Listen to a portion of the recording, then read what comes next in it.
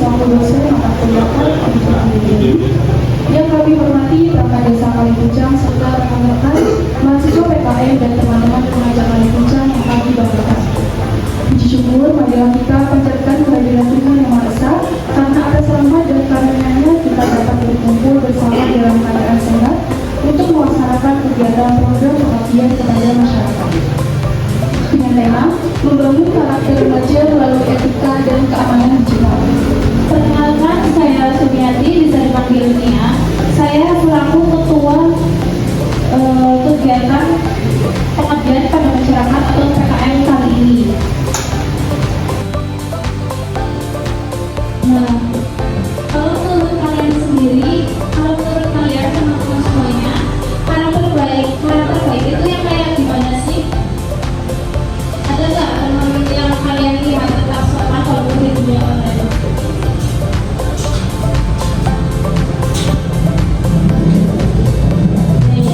Jadi karakter baik itu bukan cuma yang rajin balas WA, balas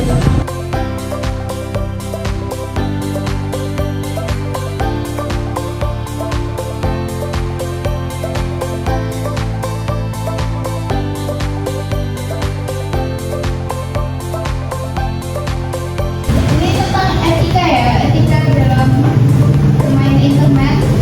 Kalian tahu nggak etika itu kayak gimana sih?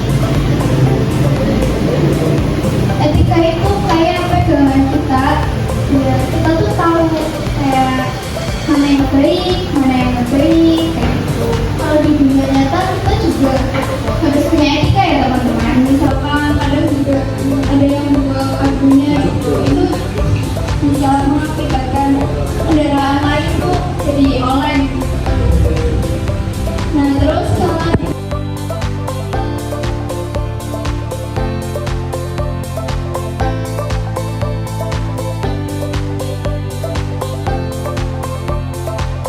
makasih, aku sudah menjelaskan bagian tentang etika.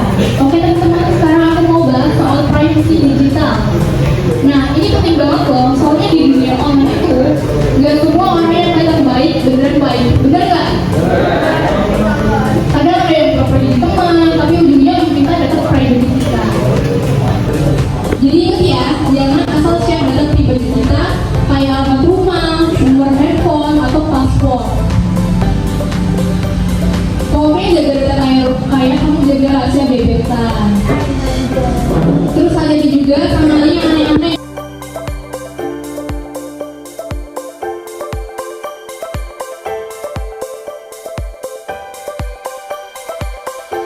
Cara kita melindungi dirinya gimana tuh?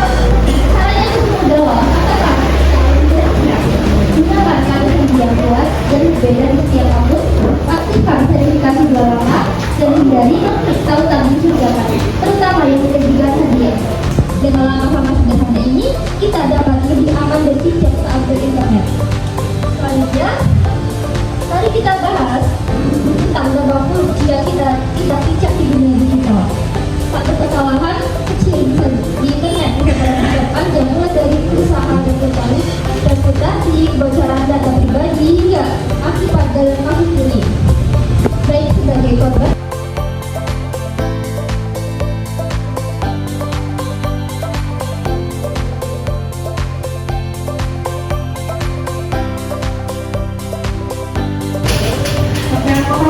Dari apa yang disampaikan dan juga yaitu masih dari hoax atau berita palsu. Berita palsu atau hoax itu cepetan katanya dan kita dibalas, jadi sebelum kita share berita itu kita harus cek sumber berita dan bandingkan dengan sumber resmi. Lalu jangan percaya cuma dengan judul clickbait. Clickbait di sini tuh maksudnya itu judul yang heboh atau yang terlalu berlebihan. Lalu jika belum yakin dengan beritanya, kita jangan asal share. Selanjutnya yaitu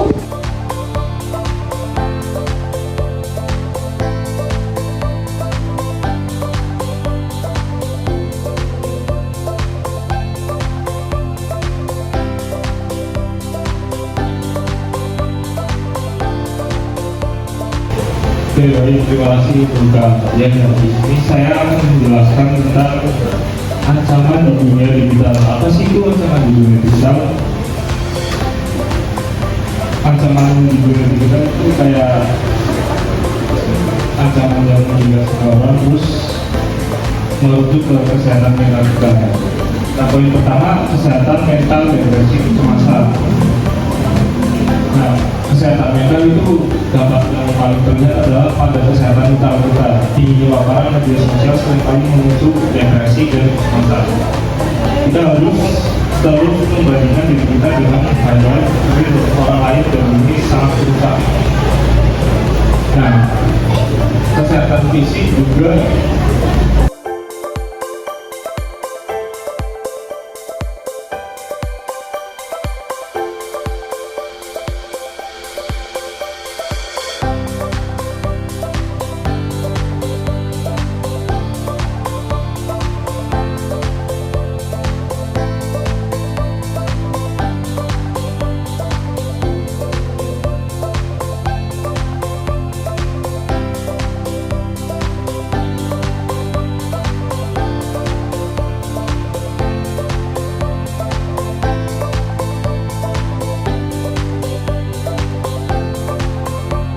Baik, selanjutnya aku bakal bahas tentang kopi air putih. Sebelumnya di sini ada yang tahu nggak sebenarnya berkopi itu apa? Ada yang tahu nggak?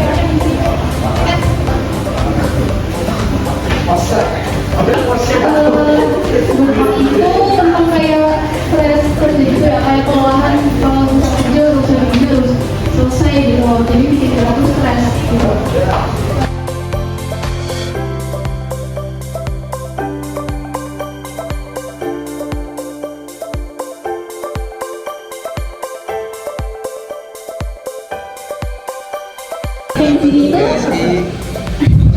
Di sini tuh CV itu penting banget ya, soalnya kan kalau kita mau kerja yang dilakuin pertama kali tuh pasti bikin CV ya. Iya. CV itu tuh ibarat kenalan diri kita tuh tapi versi profesionalnya gitu.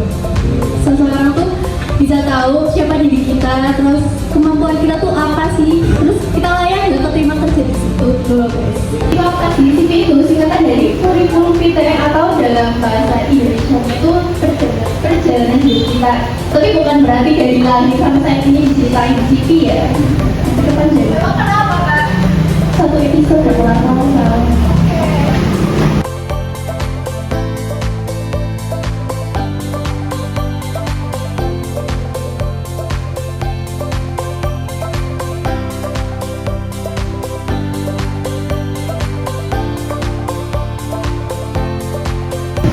Yang pertama itu gunakan desain yang sederhana dan juga profesional. Tentunya di CV itu desain harus seperti mungkin dan sederhana mungkin. Yang kedua itu gunakan font yang mudah dibaca, bukan informasi singkat dan jelas. Gunakan juga bahasa. Jadi di CV itu kalian harus jujur dan nggak boleh nambah-nambahin. Seperti kalian bisa 5 bahasa atau bisa 3 bahasa. Contohnya misalkan bisa bahasa Inggris, padahal cuma bisa thank you gitu doang tuh nggak boleh. Terus juga bisa bahasa Jepang juga, padahal cuma bisa perkenalan dan sama CV yang baik. Oke, ya yang sebelah sini.